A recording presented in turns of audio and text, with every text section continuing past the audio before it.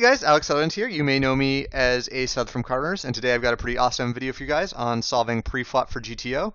I've got a actual unabstracted computed preflop solution that we will look at, and it's also available for free for all of you guys to download and check out yourselves. So stay tuned for details on how to do that. So people have been trying to find approximate solutions to GTO preflop play for years. And the reason for this is that solving the game from preflop is just an immensely complicated problem. And so before we go further, I want to make sure it's clear and everyone understands why solving for preflop solutions is so difficult. Partly because a lot of these approximate attempts people have made in the past sometimes get passed off as true solutions when they're not. And thus there's some confusion over actually how hard it is to get a true solution starting from the preflop game tree in No Limit Hold'em. So I want you to imagine a game tree for a second here, starting from preflop, and let's assume that we're heads up, the small blind is acting first, and he can maybe depending on the bet sizes we on our game tree, say he could limp, he could min raise, he could 3x, he could shove, and the big blind might respond by either checking back a limp, calling one of those raises, 3-betting, or shoving, and then maybe the small blind could call the 3-bet or shove, which the big blind could call. And if you imagine a kind of game tree like that, there's probably going to be 5 to 10 different ways that you might see a flop, different situations. Maybe you see a flop after a limp and a check. Maybe you see a flop after a min raise, a 3-bet, and a call. Those would all be different flop situations where you would, to know the correct preflop play, you need to know the EV of reaching that situation. And to that, of course, we'd have to do a GTO calculation on every possible flop to accurately assess those EVs. And so it turns out that if you ignore all suit symmetries, so strategically speaking, king hearts 8 diamonds 6 hearts is the same as king spades 8 diamonds 6 spades. If we reduce all we use the fact that in poker all suits are equivalent, we can reduce the number of possible flops that can be dealt to 1,755. But that still means that for every single node in your preflop game tree that goes to the flop, you have 1,755 flop game trees coming out of that. And so your total game tree size, if you have, I'm just going to do very approximate order of magnitude math here, if you have about 2,000 flops per node that is a call node in the preflop tree, and you have, say, 5 to 10 different call nodes that lead to the flop in the preflop tree, you can easily be looking at something on the order of 10,000, 20,000 times as complex as a flop solution. And for those of you guys who have, ran flop solutions on GTorb or SimplePostflop or something, those are already pretty computationally intense. They take a few minutes to run. They can use, gigabytes of RAM. And so with a preflop solution, you're talking terabytes or even hundreds of terabytes of RAM, and a much more complex computational problem. So solving a game tree from preflop is truly immense, and until now, the only people that had really done so was a research team from the University of Alberta that solved limit hold'em in heads up, starting from preflop, and they did so by having a cluster of, I think, about 200 computers running nonstop for several months. And obviously, the amount of money that takes is something that most poker players don't have available to them to invest in these solutions. So not surprisingly, people have been looking for ways to approximate the solution for a long time. And in the past, these solution techniques have always relied on important abstractions. An abstraction is a key assumption that simplifies the strategy choices of the player. So an example of an abstraction that we'll look at in a bit here is reducing the game to shove or fold, just saying, sure, in the real game, people might be able to limp or min raise, and there might be reactions to that.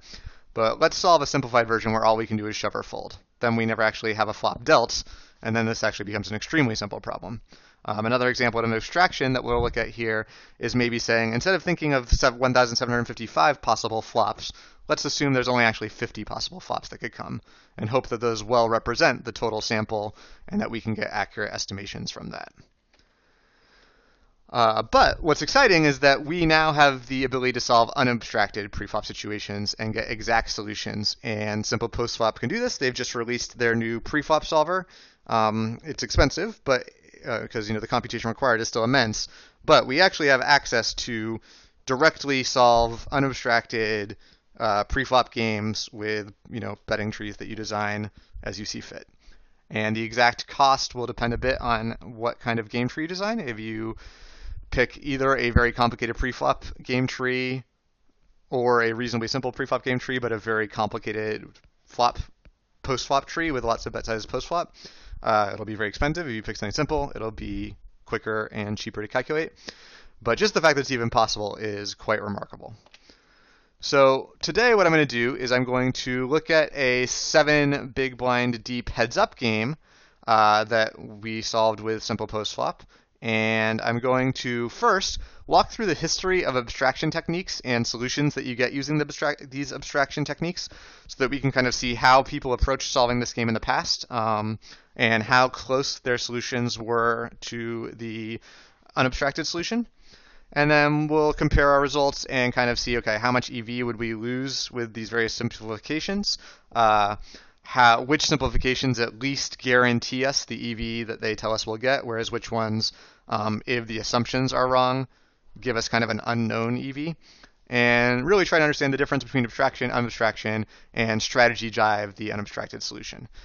And the unabstracted solution is going to be available for anyone who wants to download it if you get the pre-flop version of SimplePostflop. And I'm going to leave instructions for how to do that in a blog post that I'll link to in the comments or in the description below.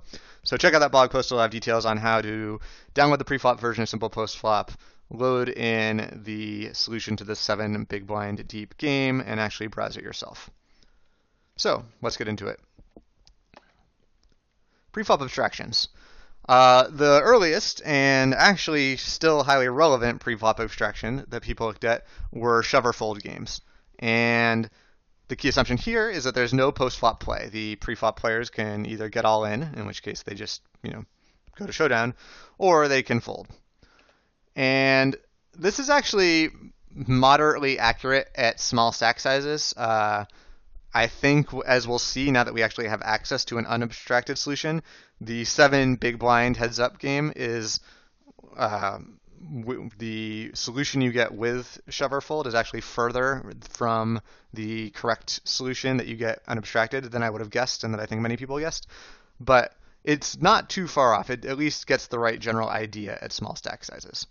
And the other key thing about this is it is scientifically sound in the sense that if you, as a small blind player, decide I'm only going to shove or fold, and then compute the equilibrium EV in the shove or fold game, and go play that way, you never limp, you only shove or fold, you will actually be guaranteed the EV that your GTO shove or fold solution says, even when your opponent can do other things, because you can force the action, you can just decide to shove. And so this method is kind of scientifically sound. You're using real game theory to solve a real subset of the full game for correct strategies. And so while it's not necessarily the most accurate thing, it is kind of a legitimate approach, where some of the other approximations or abstractions that we look at, I would say, are not actually legitimate approaches. So I'm going to start with looking at a quick example of this. And the website hold'emresources.net has a free ICM Nash calculator that's just web-based. I put in stacks, 2 players, 7 BB deep, and we just click calculate. And of course, this is basically an instant calculation. There's no work to be done here, which is one of the advantages of this type of approach, is that you can quickly estimate things. And so it gives you the range. The optimal shove frequency is 66.2. The big blind calls 50.8. And these are the ranges, and I loaded them into gtorb so we could look at them a little more clearly here. This is the call range, and if we actually look at, I'm just going to quickly pull up the unabstracted SimplePostflop solution to the call range, and they're super close. If we look here, basically the only difference is there's a queen 5 in here that wouldn't be there, and a jack 5 suited that wouldn't be there, and then I think 10-8. So this is, the unabstracted big blind response to a call is almost identical in the shove or fold abstracted game and the true game. Now, of course, the small blind play where we force him to shove is going to be very different from the small blind play where he's allowed not to shove. So if you compare those ranges, This is the small blind shove range in the shove or fold game where that's our only option, and we're shoving 66.2%. And when we have other options, we're only shoving 53.07%, and the shove range is the lighter green range here. So, we don't shove any of our high pairs, whereas here we shove all of them. So suddenly we see a huge deviation there. And if we think about the shifts we see, of course, we're going to shove much less when we could limp, because any hand that's higher EV to limp or min raise than shove, we will. But the calling range being slightly tighter also makes sense, because if our opponent is going to shove slightly less often because they have other options that might be higher EV, we don't need to call quite as often, and that all makes sense. And so if we actually compare the EV of those two strategies, I plugged this into Carter's EV, I plugged the shove or fold version in, and the small blind gains, here the big blind is 100 chips, so small blind gains 0.174 big blinds per hand.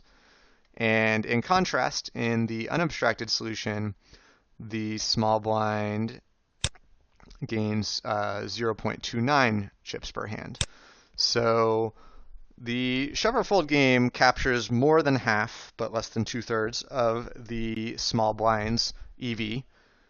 And that is guaranteed EV. We could always just decide over the small blind to shove.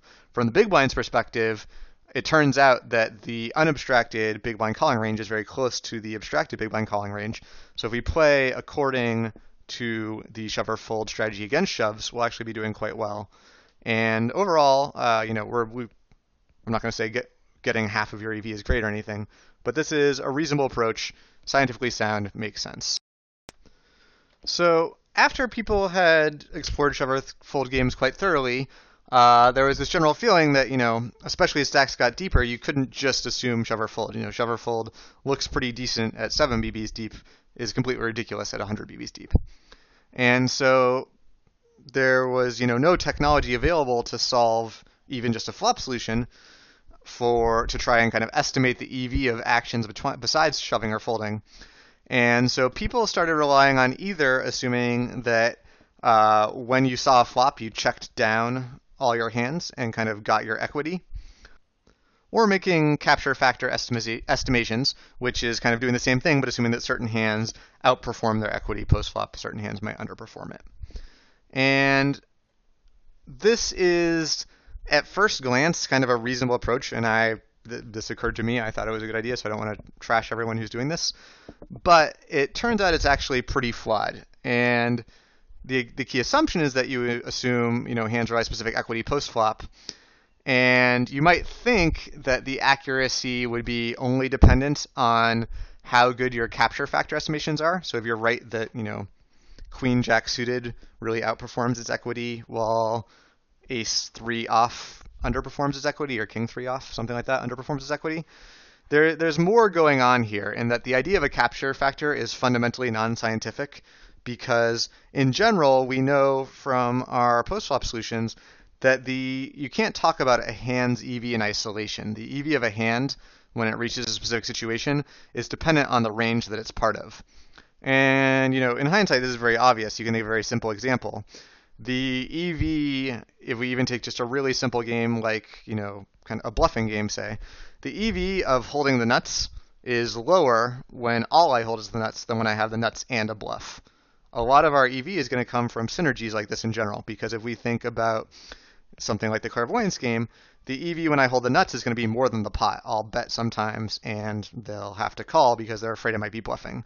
The EV when they know all I could hold is the nuts is just going to be the pot. I'll bet and they'll fold.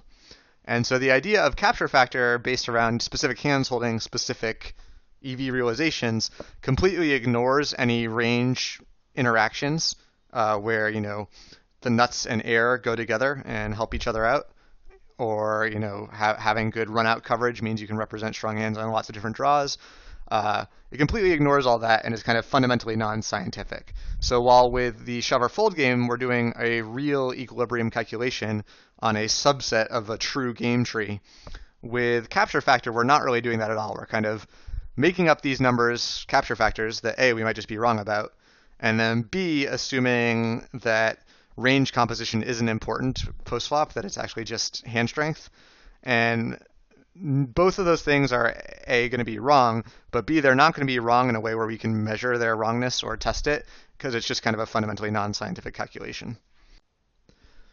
So the last type of abstraction I want to look at is board abstractions, and this is where you assume that only some subset of possible flops can come. So you might, think very carefully, say, okay, these 100 flops are, very similar and accurately represent the general distribution of the true 1,755 flops that can actually come. And if I only solve a game tree that has 50 possible flops each time, that simplifies my computation by about a factor of 40 and makes the problem a little more tractable. And so I can take that game tree and actually solve it for GTO play. And this is what Will Tipton does in his Expert in Element Hold'em Volume 2 book. And this approach is a little tricky. It will generally get a better estimation of a true situation EV than something like just using shove-or-fold approximations. But the problem with it is that, unlike the shove-or-fold game, where at least what we're solving for GTO is a subset of the real game tree, this board abstraction technique, none of what you're solving is a subset of the real game tree. Anytime you see a flop, all your solutions are flawed because they're assuming something that's not true, which is that there's only 50 or 100 possible boards.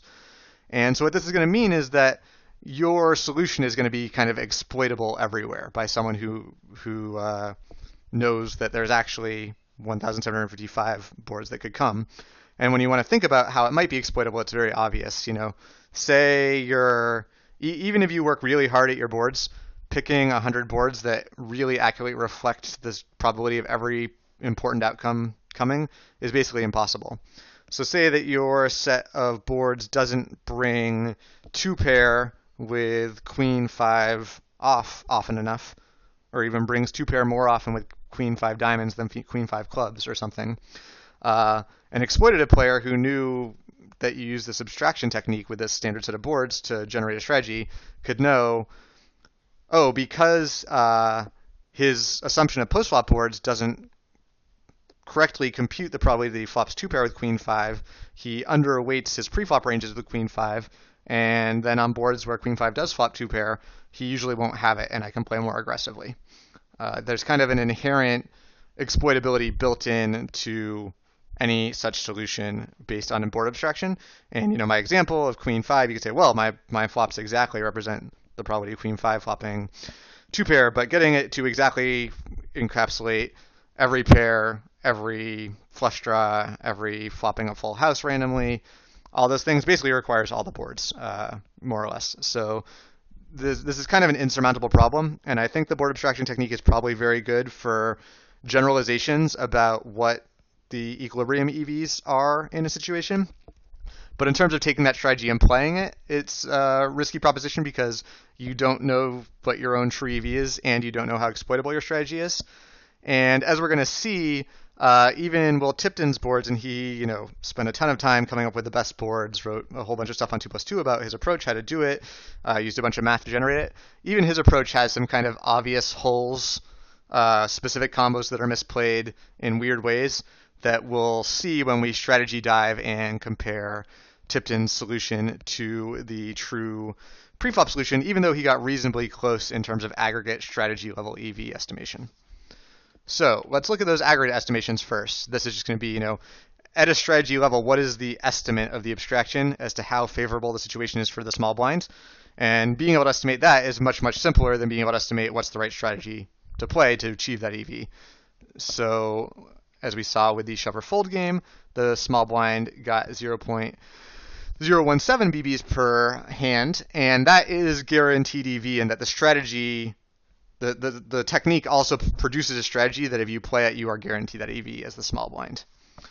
The board abstraction technique from Will Tipton's book says the small blind should get 0.025 big blinds per hand, but the strategy that he shows to generate that is exploitable, so it's not actually a strategy that could achieve that. And then the unabstracted small blind EV from our simple post-flop solution that we'll look at here is 0.029, and that EV is, of course, guaranteed because we have the strategy to achieve it directly in an unabstracted game tree. And the Nash distance on the simple post-flop solution is 0.002, so it's enough that we can be positive that 0.025 is wrong, and that 0.017 is wrong, of course. So let's get into a bit of a strategy dive here and actually compare the solutions. First, I just want to quickly go over the game tree I used here. I exactly replicated the game tree that Will Tipton described using in his books. So it's 7 BBs deep. The small blind player can limp, he can min raise, or he can shove in response to a min raise, which is actually never used in this situation because you're committing too much of your stack to really fold, so it ends up not being effective. But if you were to min raise, the big blind can call or jam, and then in response to a limp, the big blind player can min raise or jam, or check, obviously. And so I think this is actually a pretty comprehensive 7 BB deep preflop game tree.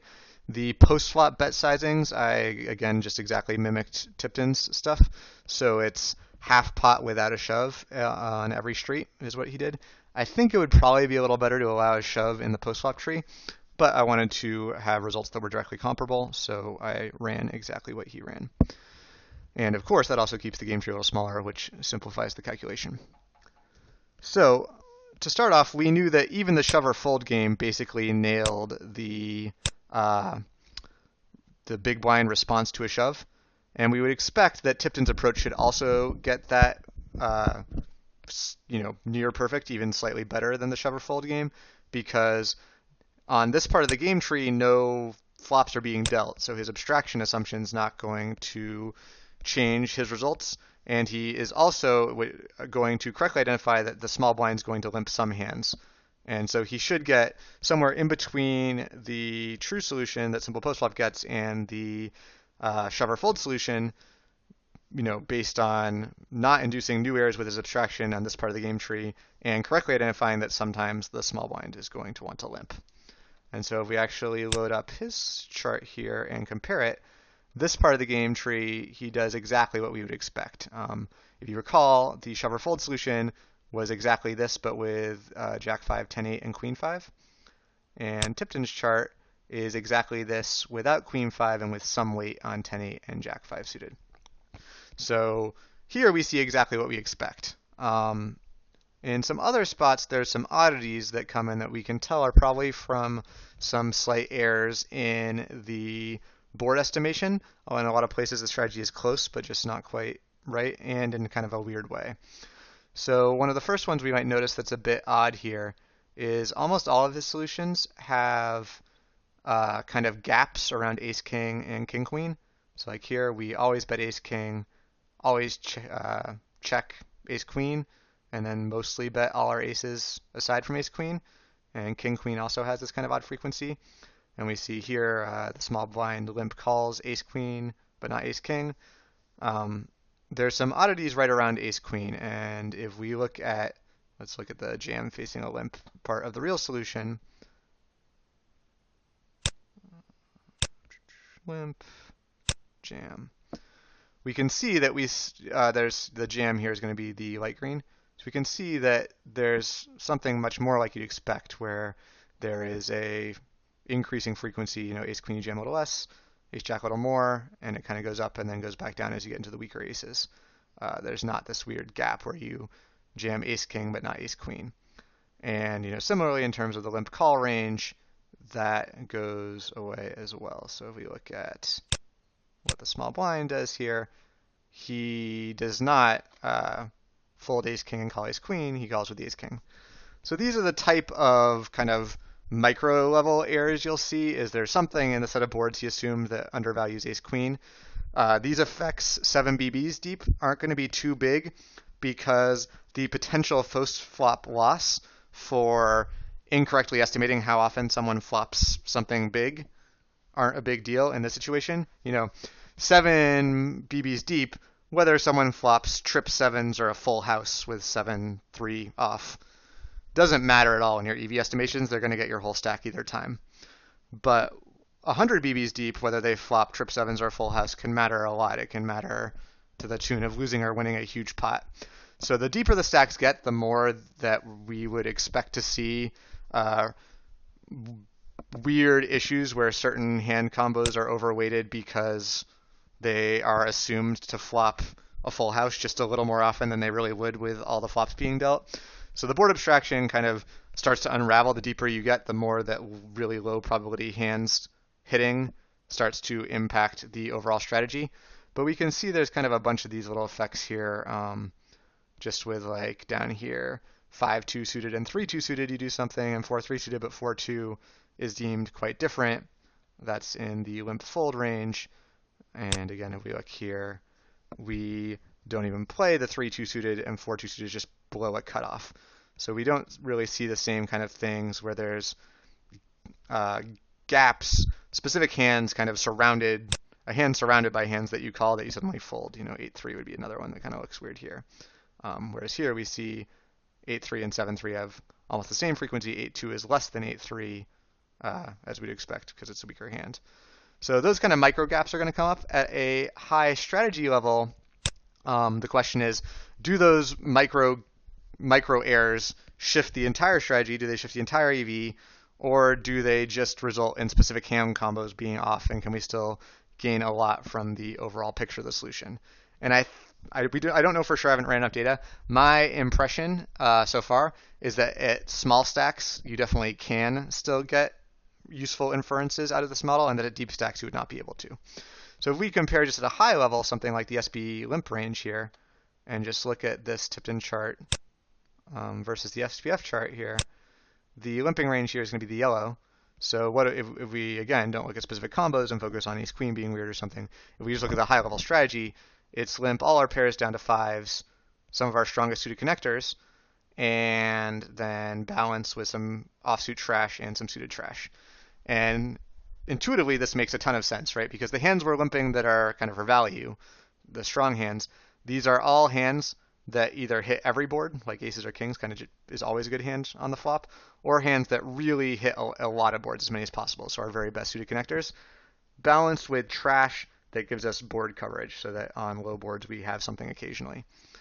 And if we take that high level view of the range and compare it to Tipton's here, we get something very similar. We have limp your pairs down to about fives. That part's basically nailed, as well as your very best suited connectors. There's some kind of weird suited stuff going on with like queen 6 and queen 5 that we don't see in the real solution. But the basic idea is there, and then balance it with limping some offsuit garbage, kind of low queens and higher jack X hands, and some suited garbage, kind of 10, 9, jack X hands. And so at that level where you're not thinking about, what should I do with a specific hand? What should I do with queen 6 or something? What should I do with ace queen? Tipton's approach kind of nails it at these short stack depths and really gets you about the right idea. And that's why the aggregate EV is going to be correct. Now, the other thing to keep in mind is not only as we increase stack depth will these small errors kind of magnify themselves, but as you get deeper into the game tree, even in the same situation, these errors will start to propagate, because if the limping range is a little off because,